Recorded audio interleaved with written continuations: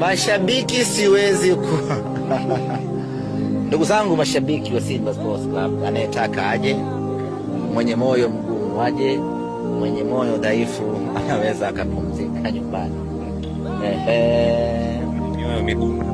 Kama wako. Football is not for the weak. Football ni mchezo unaoumiza. Football ni mchezo unaofurahisha. Football ni mchezo wenye kutia machungu kweli kweli. Sasa kama nafsi yako ni dhaifu, kama nafsi yako ni ndogo, haiwezi kubeba machungu ya mpira wa miguu, mimi siwezi kukuita kuja uwanjani.